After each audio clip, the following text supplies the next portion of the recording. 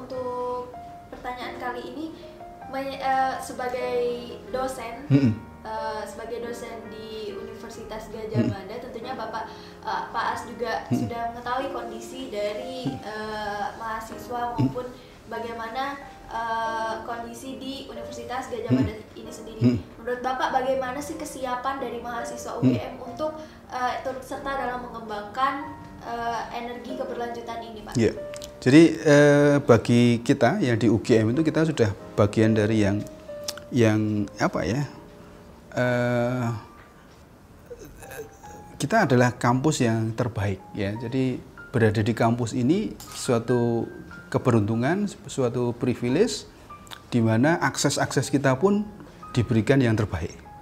Nah, case ini menjadi tanggung jawab kita untuk berusaha untuk bisa masuk dan lebih berpartisipasi aktif ya tentang tantangan-tantangan yang ada. Kita bisa menggunakan semua resources yang kita punyai dan juga network. Itu jelas-jelas yang kita tidak rasakan jika kita tidak di UGM. Maka menjadi penting kita sadar tanggung jawab, kita harus mengembangkan semua kreativitas, inovasi ya, semua usaha untuk bisa berpartisipasi dalam rangka menghandle ini. Apapun tantangannya pasti ada kreasinya ya. Bahkan kadang-kadang case-nya adalah ketika muncul tantangan baru bagi seorang kreator, bagi seorang yang kreatif, itu bukan tantangan, tapi itu adalah peluang misalnya gitu ya. Akan dibuka menjadi kesempatan. Bagi mahasiswa misalnya di case-case kita banyak sekali opportunities, terutama yang milenial sekarang ini ya. Ada startup, ya ada apa? Kreativitas, ada inovasi dan sebagainya itu terbuka sekarang ini. Bahkan yang paling akhir ini ada call for apa semacam proposal untuk berkegiatan yang dalam bentuk lomba misalnya di Pertamina, Sobat Bumi misalnya gitu ya. Itu setiap tahun dijalankan dan Pertamina itu sudah menunjukkan bagaimana mereka punya perhatian yang khusus dan kesempatan untuk mengembangkan teknologi-teknologi yang energi baru dan terbarukan. Jadi mahasiswa sudah punya kesempatan semuanya. Sekarang bagaimana maunya mahasiswa untuk bisa merealisasikan ide-ide, kadang-kadang dapat ide segar, ide-ide liar, kita buat menjadi lebih metodologis, yang kita bisa bungkus menjadi prototipe dan seterusnya, kemudian dibuktikan, kemudian ditampilkan, kita presentasikan, kita munculkan kepada para yang punya kapasitas untuk menilai, kemudian kalau punya kapasitas menilai dilihat, wah ini bisa jadi produksi misalnya dan seterusnya ya. Banyak sekali kesempatan untuk itu, untuk mahasiswa UGM terutama ya. Jadi sebenarnya memang ketika kita mendapatkan privilege sebagai mahasiswa ini diikuti juga dengan tanggung jawab ilmuwan begitu benar, ya Pak ya? Benar, ya.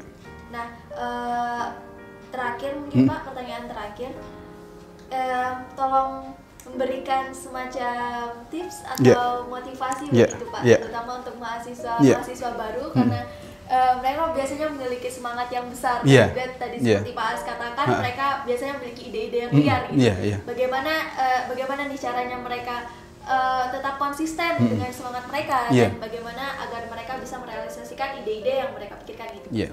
Baik, jadi di UGM Anda sudah masuk dalam lingkungan yang paling baik ya, terbaik. Manfaatkan semua resources yang ada di UGM. Tapi jangan berhenti dan berbangga di UGM. Karena apa? Anda harus berkembang. Jadikan ini sebagai tempat untuk mampir, belajar, kemudian mengambil semua kemungkinan bekal, karena di luar sana masih banyak tantangan-tantangan yang ada. Ya. Jadi menggunakan UGM untuk masuk dan berkompetisi di dunia global itu sudah mencukupi, sudah cukup untuk bisa berkompetisi.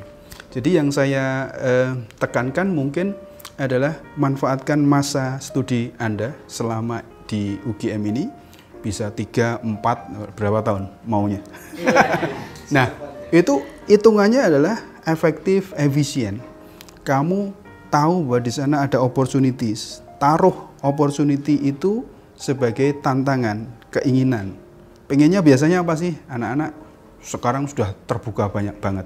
ada yang pengen startup, pengen jadi yang gaya staf sus milenial ya.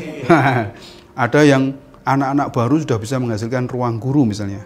Potensi mahasiswa UGM sangat bisa. Saya pernah menghandle, menangani menjadi kasubdit kreativitas mahasiswa.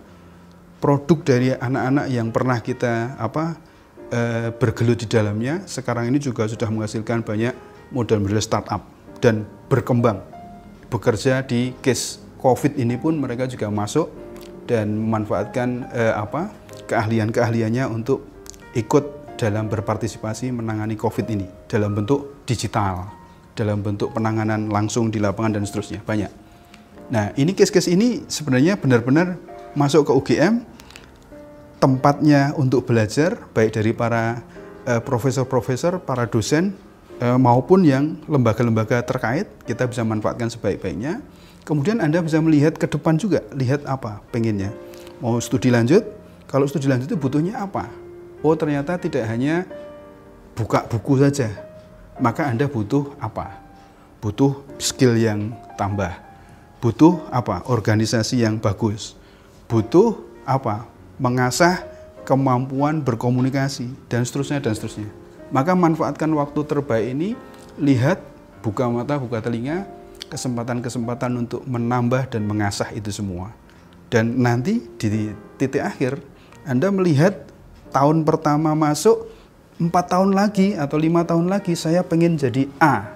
Maka turunkan itu menjadi action-action yang per semester, atau per tahun, atau per apa gitu ya. Sehingga satu saat kamu bisa mengumpulkan atau mencatatkan CV, kurikulum vitae kamu menjadi layak untuk masuk dalam perburuan itu, kompetisi itu, gitu ya kira-kiranya. Berarti sebagai mahasiswa memang kita tuh diharapkan gitu ya Pak, sebagai agen-agen perubahan secara kontrol di masyarakat. Jadi memang kita diharapkan untuk mampu memberikan solusi yang aplikatif dan inovatif di masyarakat, bukan hanya sekedar kritik saja gitu Pak ya. Terutama juga di bidang energi ini Pak, pengembangan energi keberlanjutan ini, karena memang untuk pengembangan energi keberlanjutan dan juga seluruh tujuan pembangunan keberlanjutan itu memiliki prinsip leave no one behind. Itu berarti semua orang itu memang harus ikut berkontribusi di seluruh elemen, apalagi sebagai mahasiswa yang memang diberikan kesempatan untuk menekuni ilmu itu gitu Pak. Jadi benar. Seperti yang tadi saya katakan, memang diikuti dengan tanggung jawab keilmuan itu sendiri Pak. Jadi apalagi catatan khususnya untuk yang teman-teman di sekolah vokasi tadi, judulnya implementasi ilmu terapan ya, guna mewujudkan pengembangan energi berkelanjutan. Ada catatan khusus bahwa Anda bermain juga di level terapan ya. Tantangan ini menjadi menarik karena kita ada di negara yang sedang mengembangkan, sedang berkembang, sedang membangun, dan beruntung kita masuk pada levelnya itu memang di middle, tetapi sudah di upper middle income countries. Dulunya adalah middle income ya, tapi masih di level itu, tapi kita sekarang sudah mendekati di atas. Bahkan Amerika pun menyatakan kita sudah bukan lagi negara berkembang. Nah, tapi jangan berhenti di situ, jangan sampai terjadi yang namanya middle income trap. Kita terjebak di case itu gitu ya. Kita harus berkembang Korea misalnya, tapi dia dihasilkan oleh generasi yang sangat inovatif, kreatif gitu ya. Kamu ini, mahasiswa kita inilah yang akan mengambil alih tanggung jawab itu. Ya. Oh iya Pak, ini kan kita masuk di terapan ya Pak. Nah, mungkin teman-teman tuh kadang masuk sini tuh jadi minder gitu. Nah, tips-tipsnya sih dari Bapak, gimana sih cara kita berkembang dan jangan takut berkembang? Terapan ya, terapan itu membutuhkan sesuatu yang action ya, action. Jadi memang dari sisi kurikulum pun sedikit memberikan nuansa yang Anda kalau teknik banget ya, Anda harus bermain dengan prototype misalnya gitu ya. Tapi bukan prototype itu harus selalu bentuk gitu ya. Karena ada juga case yang lebih abstrak juga kan ya. Jadi kamu harus berani lebih action ya. Tentu sesuai dengan kurikulum kamu juga berapa persen harusnya 60% ya. Jadi ketika kamu mendapatkan teori penting ya, teori itu penting karena ke depan ketika kamu action pun membutuhkan background itu ya. Jadi reference, tetap membaca ya. Tapi kamu juga harus berpikir switching ke idea how to ya. How to do-nya ya. How stuff works-nya, bagaimana membuat sistem bekerja itu menjadi jauh lebih besar. Ya, jadi ketika kamu mendapatkan theoretical A, maka pemikiran kamu adalah how to do it, how to make stuff works. Pak, kan butuh. Saya dulu ketika mendampingi kreativitas mahasiswa itu, yang saya tangkap di awal adalah, Pak, saya butuh dana untuk bisa itu. Iya kan? Tetapi ketika saya sudah mendampingi mahasiswa, banyak mahasiswa yang tidak masalah dengan dana. Yang lebih penting adalah ide dan duit. Mengerjakan, bukan duit uang, tapi do it ya, duit, just do it ya. Itu bisa dikombinasikan, ide, kemudian membuat proposal yang bagus, mencari tempat untuk diajukan proposal, dan bisa ketemu. Yang lebih penting adalah ternyata kamu berkolaborasi dan menghasilkan ide yang doable. Ya, di situ menjadi jauh lebih penting. Dan ketika menjadi sesuatu, itu adalah tapak pertama kamu. Nanti kamu dapat lagi tapak kedua, dapat lagi tapak ketiga, dan seterusnya. Jadi kita pernah menghasilkan MAPRES, mahasiswa prestasi kita juara 1 di Indonesia, itu dimunculkan dari 1, 2, 3, dan seterusnya. Di akhir, di semester 7-nya dia, itu terkumpul semuanya, internasional dan sebagainya. Itulah yang membuat dia menjadi juara MAPRES. Ya. Cukup.